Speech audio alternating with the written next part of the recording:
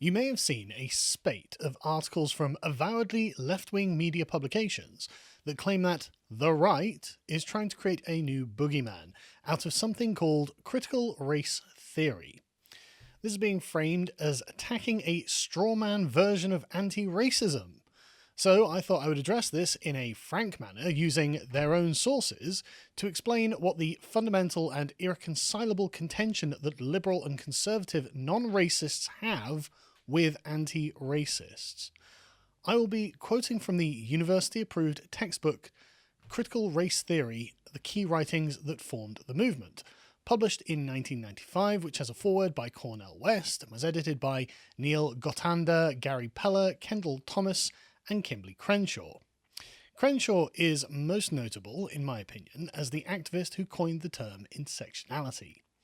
In the introduction, Crenshaw and crew explain straightforwardly the two shared foundations upon which all variants of critical race theory rest. They say, the first is to understand the regime of white supremacy and its subordination of people of colour, which has been created and maintained in America, and in particular to examine the relationship that the social structure and professed ideals such as the rule of law and equal protection. The second is a desire to not merely understand the vexed bond between law and racial power, but to change it. Note what has been presupposed here, that there is a regime of white supremacy in the United States and that critical race theory is a method by which it can be overthrown. This is a counter-revolution against the American Revolution of 1776 that views the laws and constitution of the United States to be a white project because it is an intellectual development of England.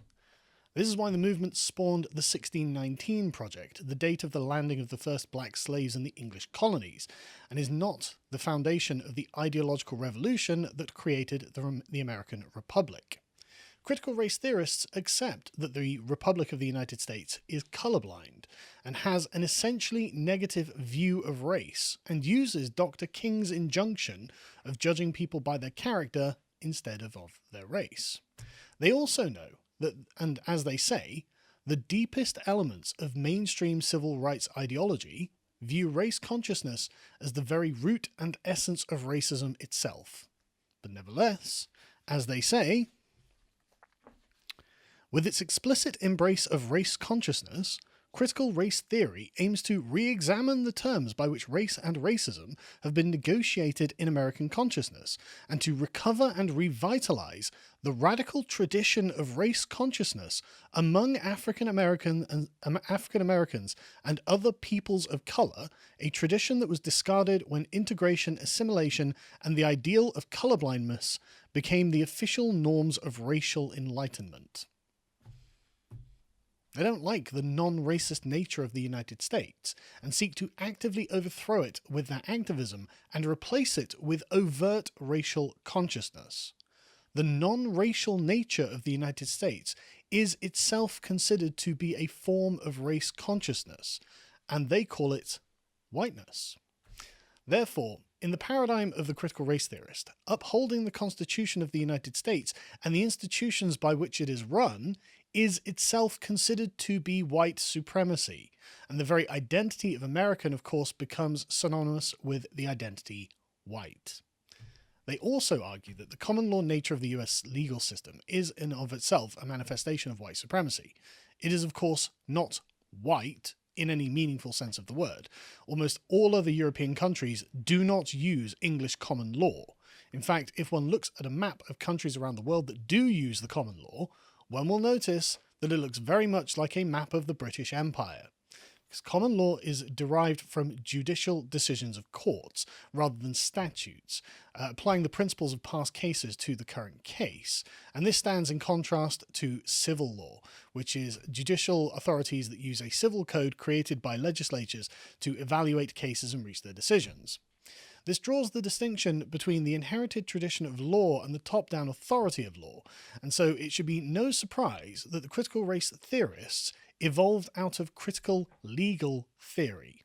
As Crenshaw and co. explained to us, A predominantly white left emerged on the law school scene in the late 70s, a development which played a central role in the genesis of critical race theory.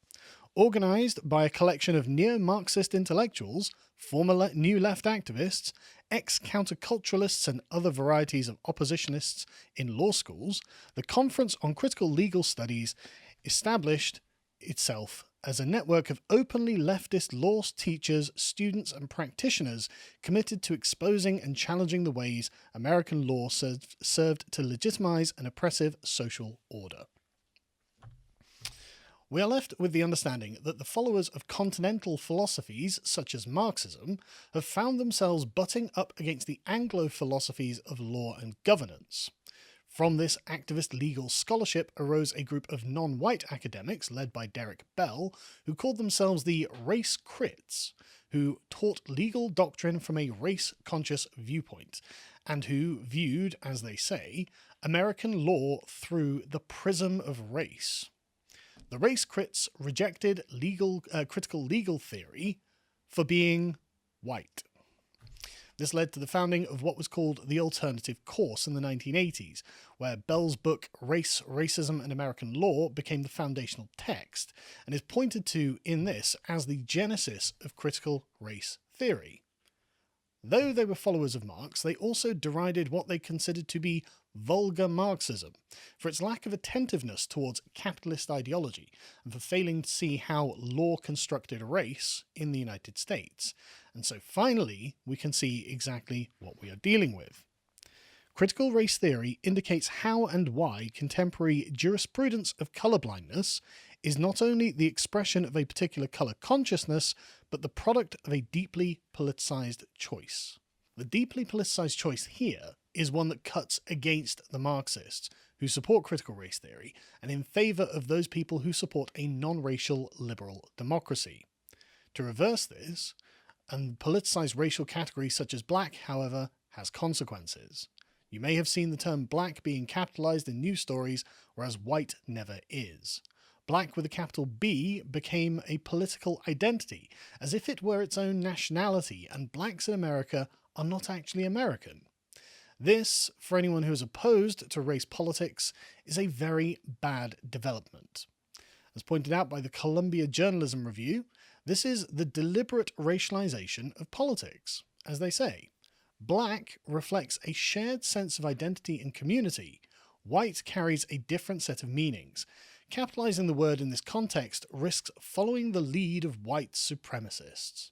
They are well aware that they are opening the door to white racial politics, and whiteness studies scholar Robin DiAngelo recognizes the vacuum and tries to head it off before it develops a life of its own. She wishes to fill the identity of white with content that is entirely negative. As she says in her wildly popular book White Fragility, a positive white identity is an impossible goal. White identity is inherently racist. White people do not exist outside of the system of white supremacy, and her solution is to try and be less white, whatever that could mean. Alt-right activist Richard Spencer is the flip side of this coin, attempting to fill this constructed white identity with content that is entirely positive. And what the critical race theorists are trying to do here is create a political environment based on race, in which only one side is allowed to participate and the other side is openly demonized. Even if there was nothing else repugnant about creating politicized black supremacy, this violates the basic moral rules of fairness. However, it seems that most Americans do not want politicized racial identity politics and would prefer a return to party politics, the politics of self-association. Liberals and conservatives should consider racial politics to be beyond the pale, a repulsive attempt by neo-Marxists to further corrode democracy and create an unfair playing field by which they can amass power to themselves on the basis of their race and not of their merit.